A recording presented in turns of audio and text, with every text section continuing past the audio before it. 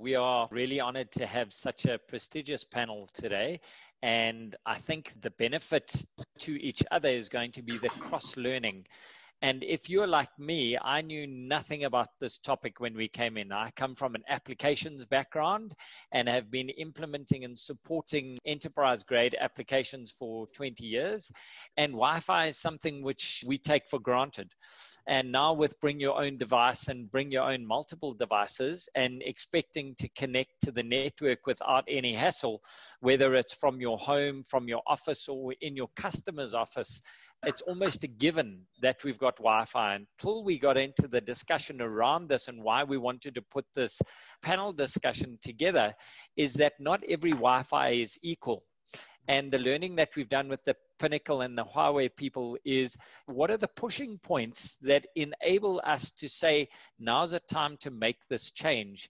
And the revolution that happens from a Wi-Fi perspective is often something which is under the radar, and people don't know the pains that they have until they're exposed to them. And what we wanted to get out of today's discussion is actually how are you coping with the pains without making the change? And I thought it was really good that Case decided to give us an intro into what is this Wi-Fi thing that we're dealing with, just so we're on a level playing field. So to try and bring someone like myself to be able to talk around the table, he's got a big task ahead. And Case has got lots of experience in this because he is a solution architect from the Huawei background. When I was investigating where Case came from, it was interesting to see how different our careers are and where we go, and really operating under the Wi-Fi banner means understanding all the touch points of the business and how they pull together and what is the urgency of being connected. And I think Case is going to give us a great intro and a great platform from which I'll take some questions on my own bat. And then when we'll get through the discussions, we'll be letting the panel members talk around it. I'm going to hand over to Case, and he's going to be taking us through this morning's presentation. Good morning. I've been looking forward to doing this presentation for you today. And yes, I hope that I share some information with you that's interesting as well as informative. The driving forces for high-performing wireless networks is service overlays in business applications. And very often we tend to only look at high capacity as a measuring criteria for good performing wireless networks. High capacity is important and it has allowed applications like video streaming, but it's not the only measurement that needs to be taken into consideration when building high performing wireless networks.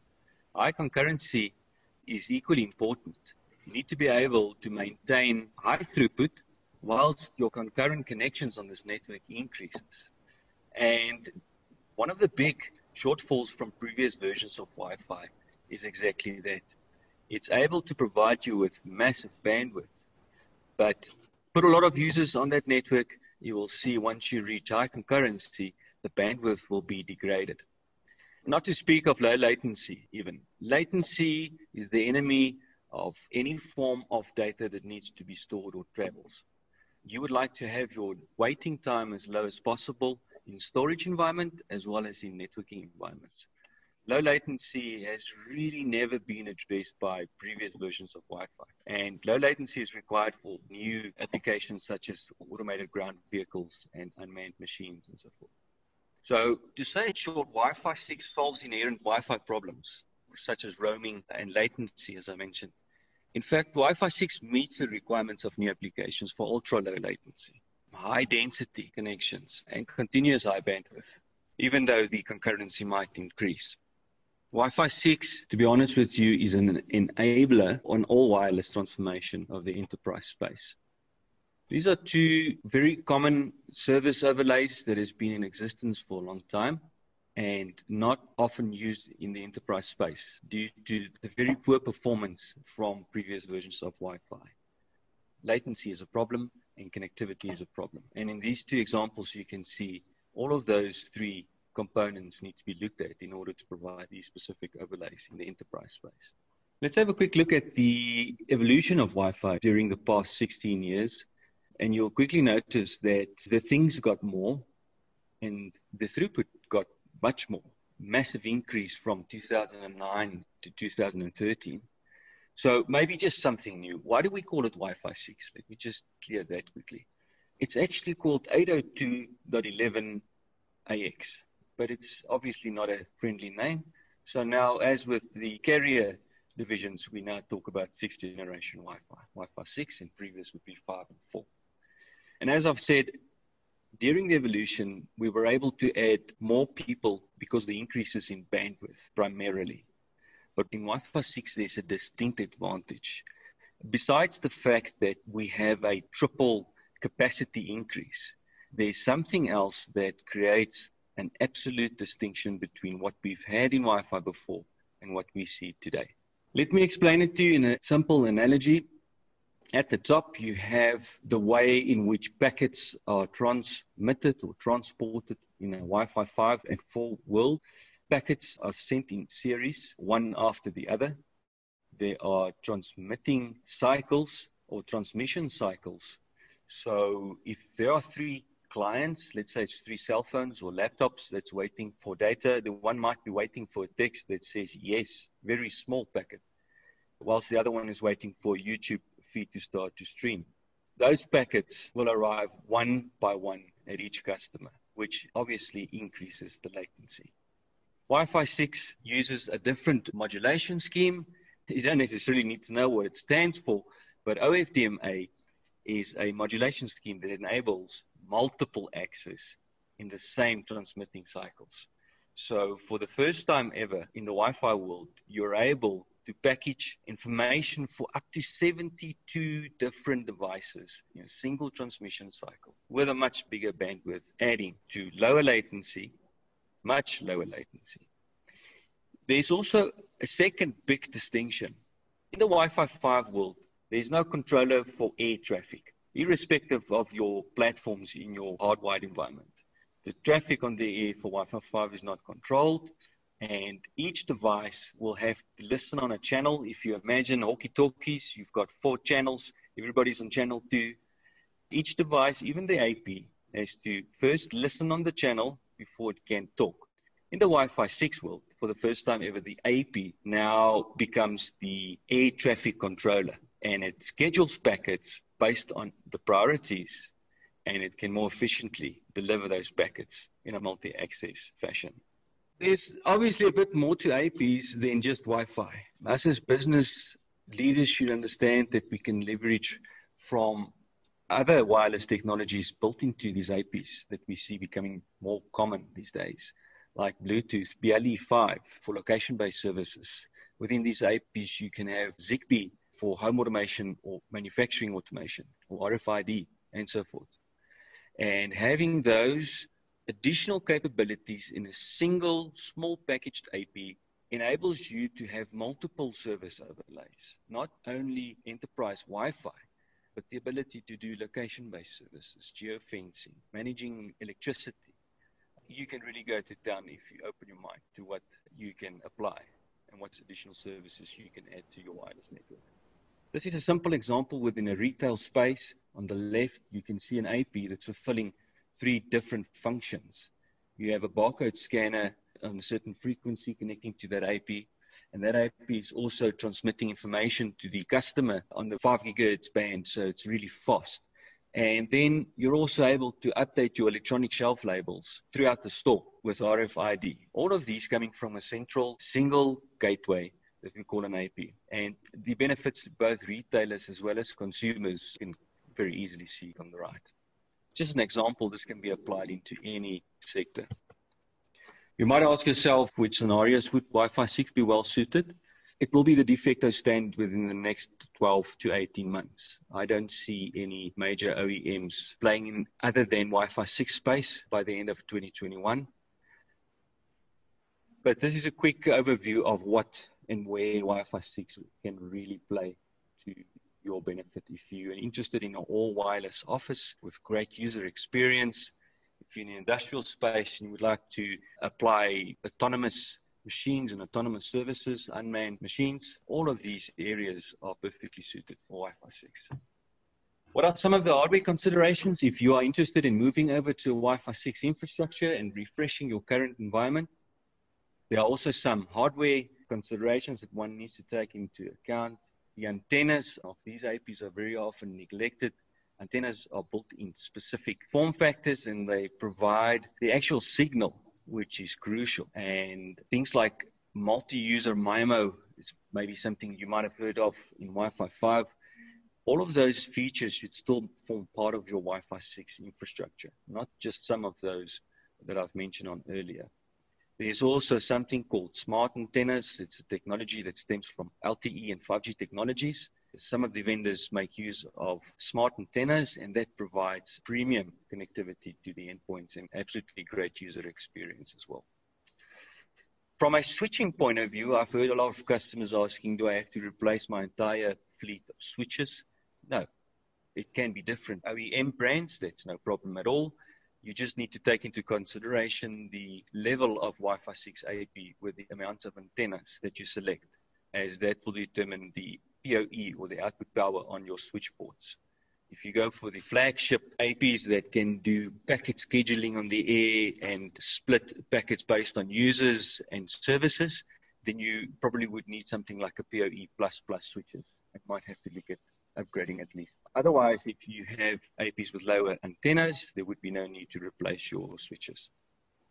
Also, you should have various options in terms of the architecture for your Wi-Fi deployment. Each environment, be it outdoor, indoor, underground, in the air, requires different architecture and different antennas and therefore different access points. One should have the option within a specific OEM to choose APs based on the scenario, whether that be a point-to-point or a standard office-like settled AP, or even something like on this diagram that I have here is a concept of distributed Wi-Fi, where you have a central AP and antennas distributed in densely populated areas. From a platform perspective, there's also various considerations to make. Some of those might be more important. Data collection has been done mostly on an SNMP polling protocol for the last 20 or 30 years. This gives you up to a minute level data collection cycle. Platforms for Wi-Fi 6 should definitely include more modern protocols that allows for streaming telemetry, and that provides you with real-time data collection. That's quite important. And it's also important to understand from the platform what data is collected.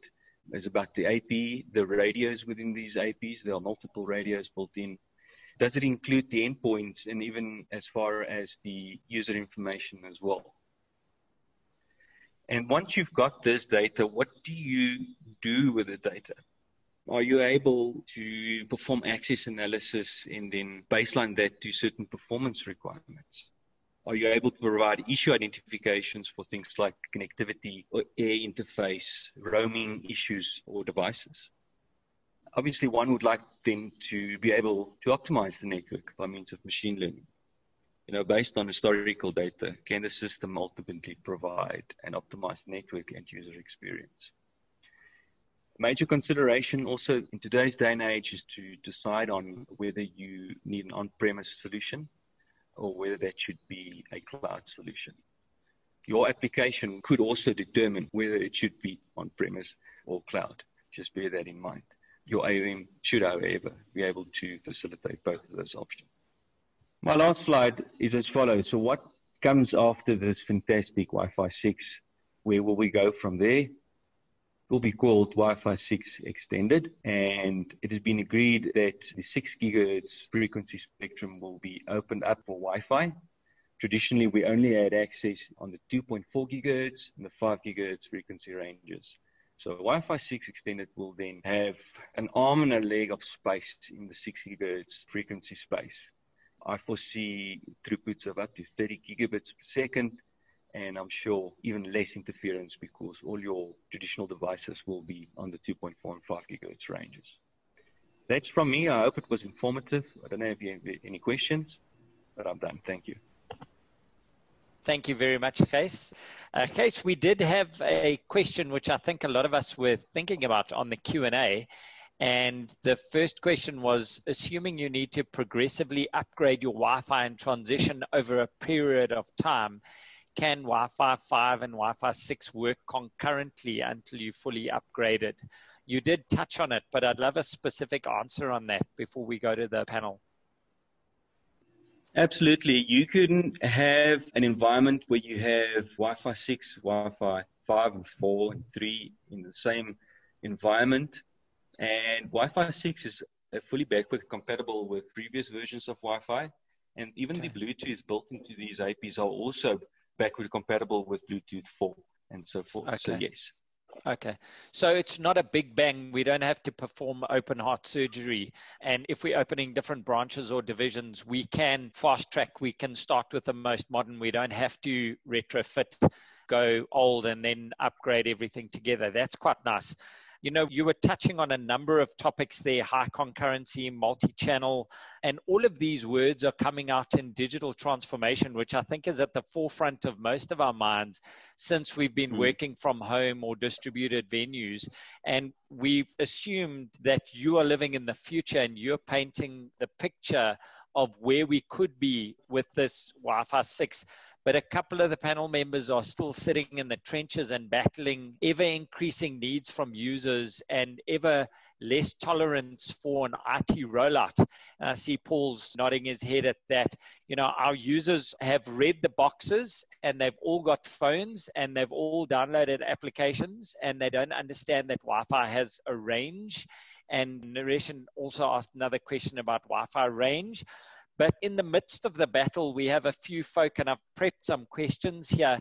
And I think the first question is probably the toughest. Therefore, I'm going to ask a lady on our panel. And Lufuna, if I could ask you, why is Wi-Fi so important to you and critical to keep up to date? It is important, first and foremost for me, because it promotes and it supports interoperability between devices and wireless systems. For me, I see it making connectivity easier and it makes things seamless. So from a public sector perspective, I can also say that it also supports the policy on interoperability. So it's meeting some of the government compliance requirements. And that gets into, I think, that digital citizen journey. If you don't have Wi-Fi, we can't get out the starting blocks.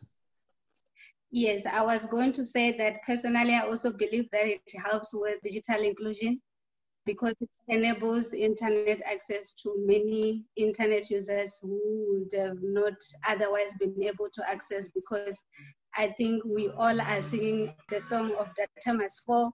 So when you are on Wi-Fi, things get a bit cheaper than when you're really accessing it from a GSM perspective. So though I know that rural and marginalized areas, they still have challenges with infrastructure, but it is my view that it helps with digital inclusion. We need to aim high. And that takes us to our next panelist, Dr. Malo de Swart, who is the Senior Director for ICT at Mangosuthu University of Tech. Dr. Malo, I wonder if you wouldn't mind carrying on that. Why is it pretty key to keep up to date? And I can't talk from folk at university because my kids are still small. But the last 4 months, Wi-Fi has been incredibly important to me from an educational perspective, and maybe you can take it to scale here.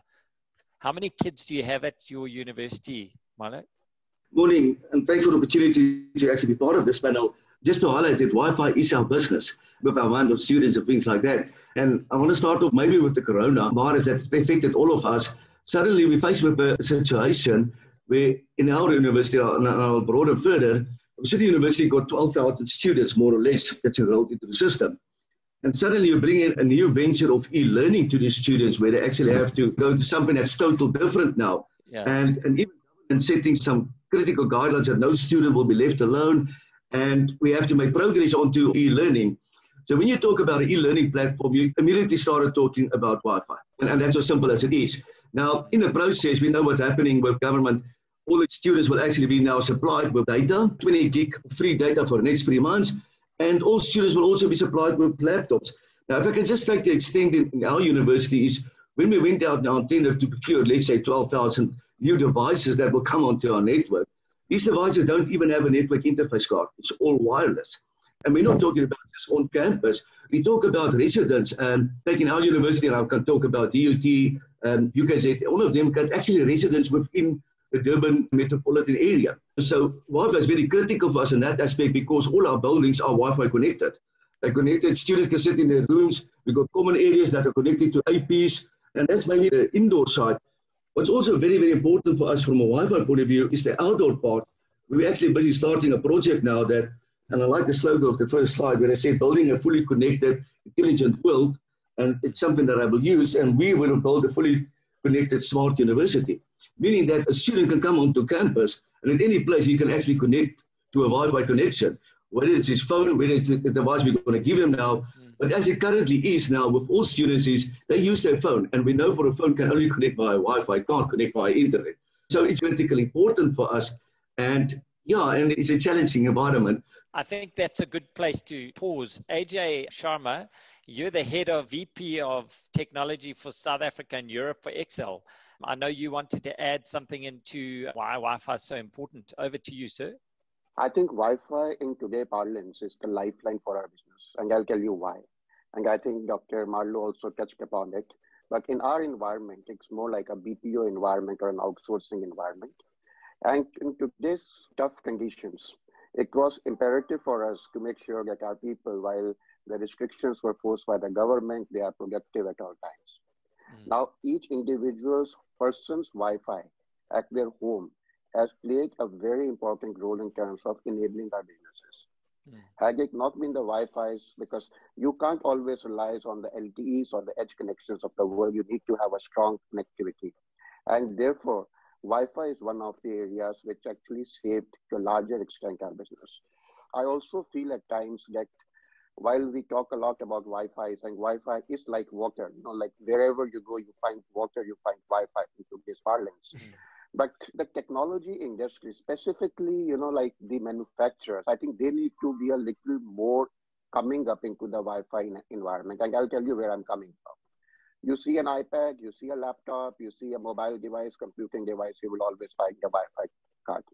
You see a desktop in the marketplace, and you will not find, in majority of the cases, a wireless adaptability on those devices. Yeah. On the contrary, if you look at the conditions, and I'm just giving a very vague figure over here, to enable one network point, it takes close to $70 to $80.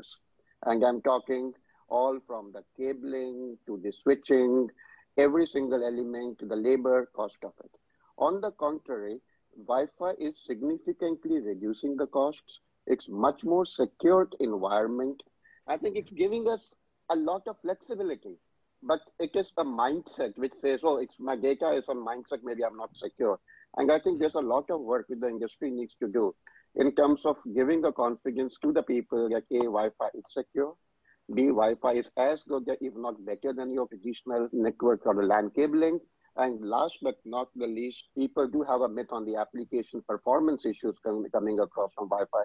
I think with the Wi-Fi 6 coming across, all of this will be a history. So I just wanted to add my 2 bits. Excellent. AJ, don't go off there. I've got a panel question which came in from the audience, and I think this is a really good one.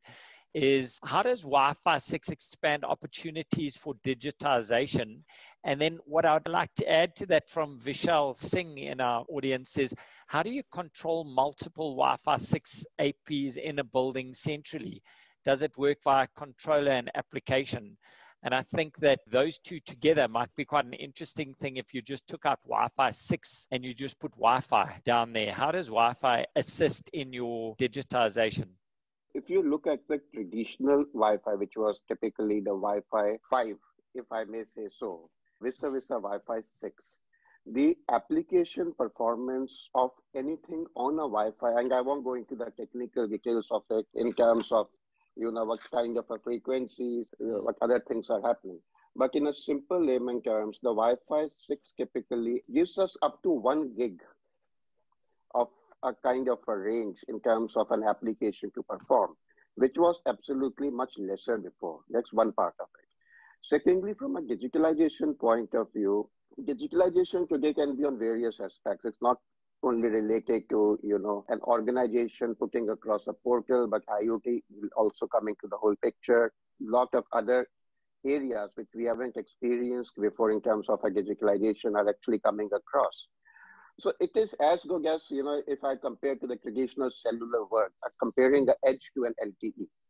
Okay, that makes sense. So now if I move to Mr. Fuyane, Paul, this is a question for you. Do people still expect you to enable cable? Are you still spending money on cable, or is everything Wi-Fi? Well, at the moment, everything seems to have moved the Wi-Fi route now. You can even see now during this COVID-19 experience, the power of compute and everything seems to have moved more closer to the user than anything else.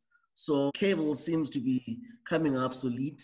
I mean, it's quite a long time since I've heard somebody still looking for a network guy to come patch cables and all those kind of things. But you'll find that in large environments, that's, for example, with some of the customers I work with, you'll find that they're still using cable infrastructure. But those with laptops and stuff like that, they're connecting using Wi-Fi. For me, I see cable infrastructure just vanishing over the next year or two. I'm going to skip over mine to Henry. This whole Wi-Fi, which has just exploded around, has been the norm for you. But what has that done from a security perspective with a Wi-Fi anywhere? Bring your own device, bring multiple devices, and people downloading content at the drop of a hat. Wi-Fi is great. And part of a digitization strategy normally includes mobility. So you want your people, your users and so on to be mobile, to be able to go anywhere and be connected at any time. But the challenge that we have with Wi-Fi is because there's no physical edge, if I can put it that way. It means that your attackers, your hackers, it's not locked out of a building to be able to go and plug into a plane to actually get onto the infrastructure. They could essentially sit in a car park or just outside in a lobby or something and then actually get in touch with the infrastructure. Yes, they might struggle to get in, but we all know that hackers find a way. There's so many technologies out there that the hackers use to actually get onto Wi-Fi networks. And we've seen, even through intensive penetration testing, you can have the best technologies, so much security on the wireless. And these wireless networks of today come with very good security. Let's not beat around the bush. But the problem is, given time and given the human factor, ultimately your hackers will get onto your wireless network. If you can pause there, Henry, we were talking in preparation, and who got hacked yesterday? Experian got hacked, and 15 million people's banking details. We know all about that, yet I'm still buying off the internet while I'm on the Gout train going to the airport in the future world when COVID's over and we can travel again. So security just has to keep up, I guess. Yeah, and I think the trick is to find the ideal balance. The more controls you put in place, the more you can have issues with shadow IT and that kind of stuff. So the trick is to actually find that sweet spot where you have enough controls to stop the easy things, if I can put it that way. But then in the back end, you need to have your monitoring and all those kind of things in place from an infrastructure level all the way to identity management level. And that has to extend to your wireless networks. The building where we are at, we have a lot of interference with other tenants in our building. So for us, it's a constant battle to actually get our wireless network to work properly. And even if you gauge these other tenants, they're very hesitant to make changes because for them, their stuff works. They don't really care if your stuff works or not. So it becomes a challenge when you have all of these external factors. And when you start to tweak, you often forget about security aspects. And then it's very easy for you to open a hole. So security for wireless, for me, is so critical and it's something that very often gets overlooked simply because it's such an ease of use technology. Yeah, I couldn't agree with you more. We did a security view of a client and they had the latest security and a 17-year-old server connected to the network with open ports. And it's like you spent millions on your security, but your network's open. But that's a whole different debate. Just a general question. I'm going to put it to Lufuno from a public sector perspective and maybe Paul. Akiva, Imran, I haven't forgotten about you. Who decides now when is the time to upgrade Wi-Fi? Currently, I think there are two things that are happening because the public service and the public sector, so it depends on who you are talking to. But if we're talking from the public service as in national, provincial, it's mostly still the CIO that does that. But when you move out to the public sector, you find that EXCO and the board, sometimes the COO are the people that decide because it's a business decision. They don't take it more as an IT decision. So the people who are in business are the ones who are supposed to make the decision about what technology upgrade is required and for what purpose. And when you work for the public sector, everything is mandated by the law. So whatever it is that you do, it's supposed to be responding to the available law. So, Paul, where are you on that? Who decides on your side? This would be driven by strategy of the companies, how they basically look at infrastructure and renew or refresh their infrastructure and stuff like that. But sometimes you might find that it's a bit too far off to think about making any changes to upgrading the infrastructure. And based on monitoring of networks, the lagging and all those kind of things, we rather make a decision sometimes to say, oh, you know what, we need to upgrade our infrastructure. Kobus, we haven't heard from you yet. Who decides in your environment? Ultimately, the decision is made probably your CFO, your financial people. It's usually a recommendation from the IT side, from the CIO side. And also, I tend to work in environments which is much bigger than an office. If you're a typical mine, you've got huge spreads of where you need connectivity. And it becomes a different financial model than having to replace 10 or 20 devices in an office environment. A typical mine, we sit with 150, 200 plus devices that has to be replaced. It becomes a different discussion, especially if you look at the cabling side. I mean, these devices need a different cabling standard than what you would have up to Wi-Fi 5 up to now.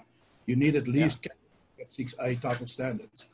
To enable that, you need a different type of switch in the back end that can actually take the 10 gig speed that it can do. So for you to get multiple speeds, more users on, more guaranteed speed through this, you need to enable your back end to actually take that speed. It doesn't help you having suddenly 20 guys connecting at the speeds that it can, but your back end can't handle it because you're still running gig infrastructure. So that's huge. And in a big environment, that becomes a big expense because you're running long distances, you're running big environments. On the positive side, with the new 102.4 QAM that they bring in with Wi-Fi 6, your speed that you can get point to point with these devices between buildings instead of having to pull fiber or other cabling will offset a lot of that cost again if you have to expand into different buildings. So there's benefits to be had that you can make a business case for, but certainly initially there's going to be a cost component. And then everybody's stretching their budgets these days, trying to stretch the devices, upgrade times of the devices out. I know every single company that I deal with, the typical replacement cycle of PCs is out the door at the moment. It doesn't happen. You're stretching these things. You take the 3-year typical warranty that you get with a device, and then anything that will survive after that, you try to stretch it and use it, even if you cycle devices down to lower end users. If I take it from a business perspective, your answer, Kobus, seems to be is that it's not one person that just decides this, is that it needs to be in response to a customer drive, what the business is doing. And then you as the IT, the guardians at the gate, need to interpret that and find the best way to enable that. So our reliance on our people and their understanding and going and listening to people like Chase talk around where we can go seems more and more important today. And when we're sitting on these webinars and learning sessions, some people can say it's a way to skive for an hour, and other people can say it's a way to transform our business. So it's just something that struck me as all of you are talking. The collective intelligence around here can only benefit our business because we're sharing. Akiva, why is Wi-Fi important to you guys? The clients we serve are predominantly your sort of Fortune 500s sort of across the globe. So the work that I'm involved with is helping big, large clients get this whole new digital thing, becoming leading digital essentially.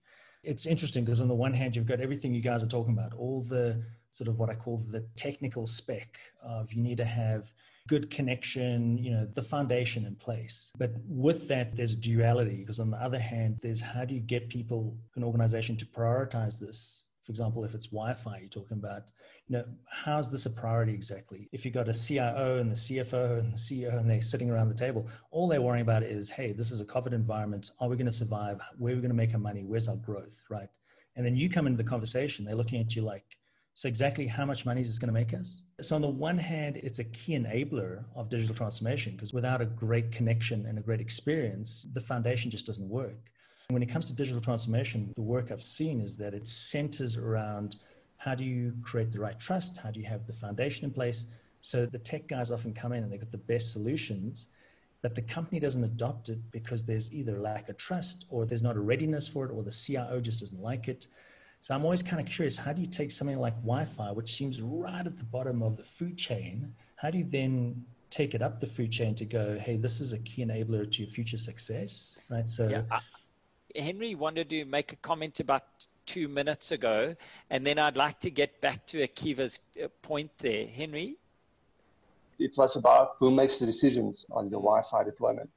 And I think a key concept that we always have to think about is architecture.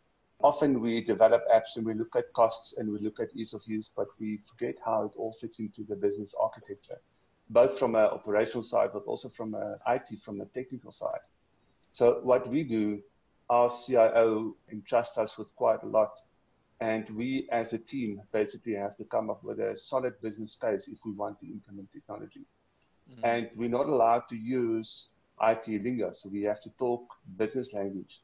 So it's a combination from a security perspective, operations team, and also the enterprise architecture team. Because if you have alignment between all of those teams and all agree on the platform and technology that you want to employ, you have a very good business case. And even from a financial perspective, they can then see the business benefits. Because too often IT don't think about the business benefits, they think about the IT benefits. And if you want business to understand and support the decisions, you need to talk the business language and not necessarily the IT language. I think that is absolutely critical. And it's where I want to bring Corné in. Corné Bosch comes from Volvo, and working for an organization of that size. Corné, the question I'd like to ask you is, how much is dictated to you from the top, and how much sway do you have on decisions such as your Wi-Fi infrastructure, such as your access points and strategy going forward? Greetings all. Everything gets dictated from Europe. Just a bit of background. Volvo in 2016 sold Volvo Group IT to HL Technologies, which is a Delhi-based organization. Not all of Volvo IT's employees went over to HL. However, HL holds the contract to supply infrastructure to all of Volvo around the globe. You know, in future, if there is any adjustments or anything, or top management is not satisfied with the delivery and the performance of the Wi-Fi, then it will obviously have HL Technologies involvement into getting a new supplier, and then obviously Volvo IT senior management will make the decision with which supplier we're going to go with. I think that decision was taken quite publicly to sell off the IT because they wanted to get back to the core of what Volvo was, and exactly. The core wasn't IT services. And I'm quite interested in the panel. There's a lot of nodding heads there where customers are on this digital transformation journey saying, my core business is manufacturing widgets, not providing IT. Whereas when I see some of the customers we go to, actually their core business is to make sure that their agents are on the phone and available to customers. Imran, do you have a feeling on that, on where core business is differentiating from an IT perspective? Is it core for you guys? Today, whether we like it or not, whatever business we're in, every business is an IT company. And people need to kind of get through that mindset. With regards to the cost of IT, and the lingo we take to board, it's the cost of failure that we need to explain. So if we look at typically what happened during the lockdown, people that were successful didn't realize they were successful. They were able to collaborate during the lockdown because of all the tools they had in place, the cloud infrastructure, etc. And some people were not so lucky. But the people that were lucky did not realize it because it was business as usual. So similarly with regards to data retention, data security, is when you have your first breach, then you start counting the cost of failure. And it's similar in terms of what we were trying to do. And coming back to your point, is with regards to what is core and what is non-core. There's also a thing about once you're actually doing an investment, to actually look at how you can actually monetize that investment, both internally and externally. So for example, if you look at your infrastructure and your cabling, people now realize that they don't really need big and fancy offices. And now they got white elephants sitting over there.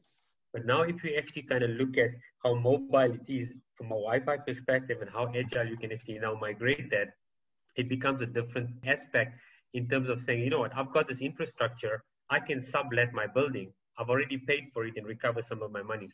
And similar for the investment with regards to IT is to say, if you've actually got the pain points and gone through this, nothing stops you from actually leveraging of that IP to other customers that are struggling and kind of managing that with them. And I think that's really the key is to say, you know what, you've got this whole journey you've gone through. Don't keep it to yourself. You can actually then leverage this IP across the spectrum. And that's a pretty good segue to get into summary. I think that for so many years, we've played this as a closed game because things like Wi-Fi have been a differentiator between us and our closest competitors.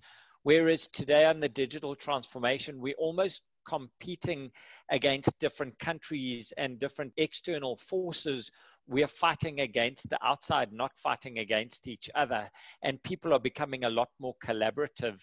And that's why we're getting such an uptake on panels like this, because folk in your position are tired of creating the wheel every time. We could just reuse it by talking to one another.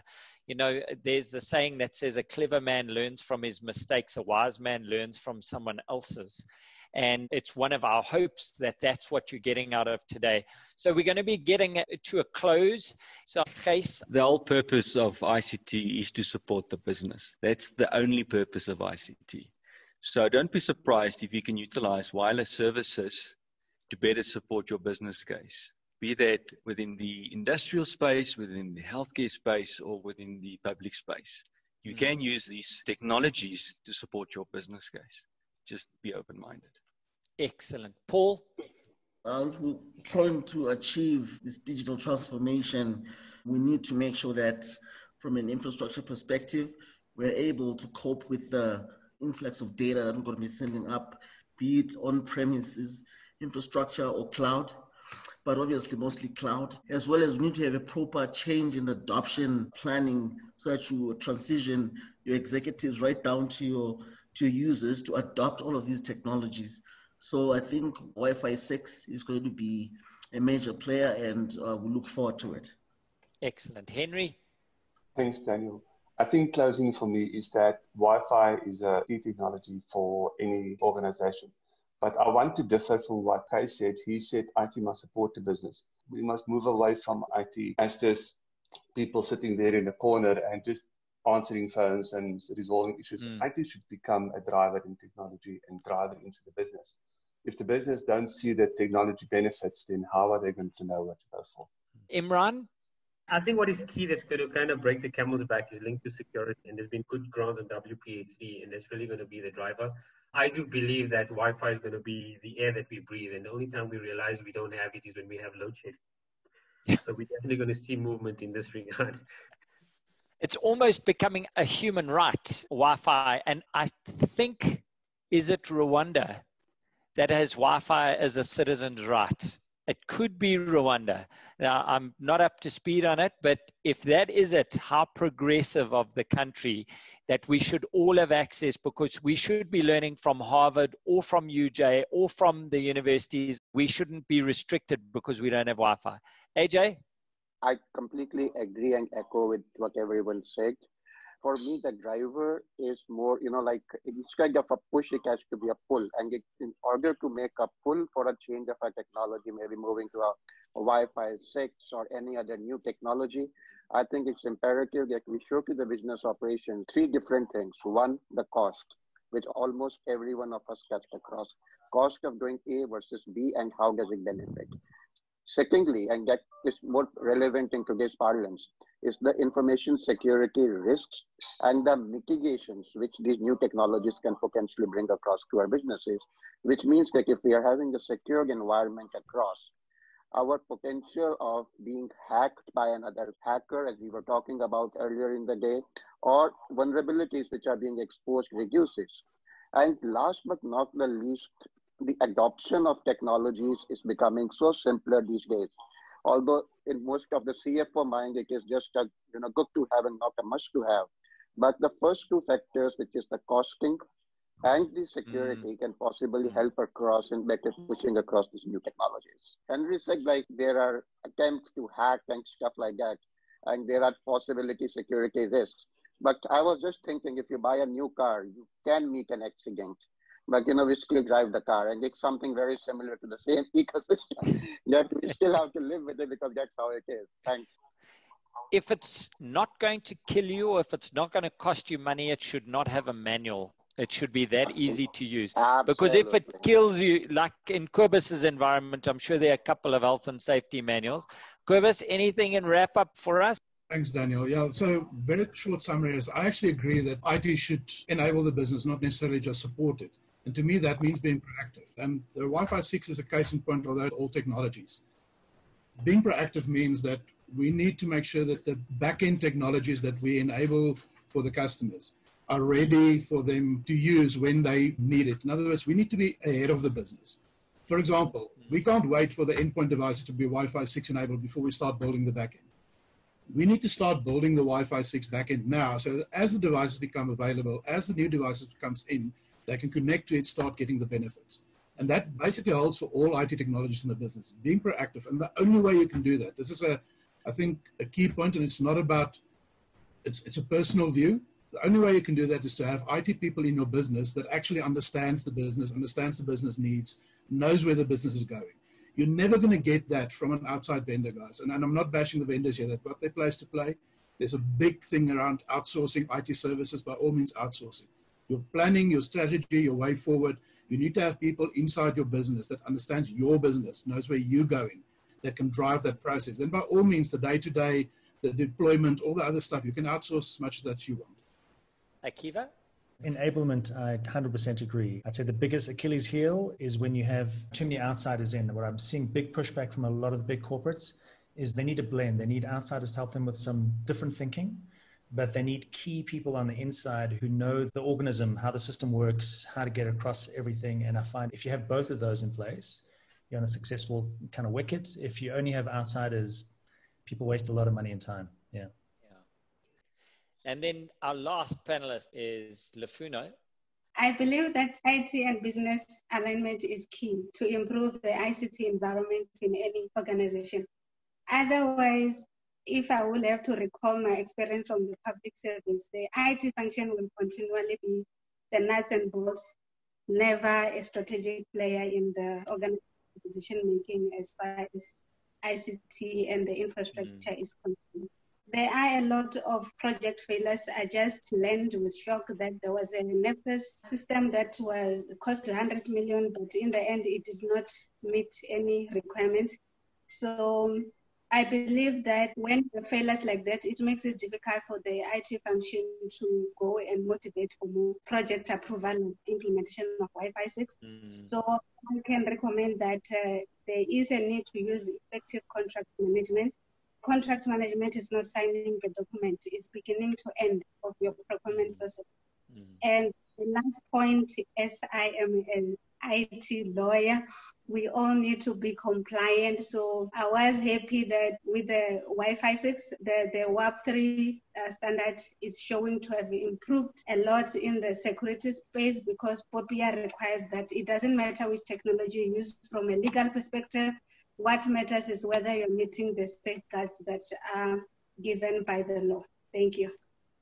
Thank you so much. I think that there's lots of words of wisdom here, and it's almost holding a bucket to a waterfall to take everything in. If you just take 2 or 3 points from this, that would be brilliant. But I do think one of the best things that came out for me is that Wi-Fi is the lifeline for our business, and never so has it been so important. And unfortunately, veins are only noticed when they stop flowing and you're having a heart attack. So you don't want to have a big ego working in this area, because you're probably not going to get as much credit as you should. But let me tell you, if it goes down, people are going to notice you. And just hats off to all the people soldiering on and keeping the Wi-Fi out there. I'm assuming that we are all wanting to get into the future.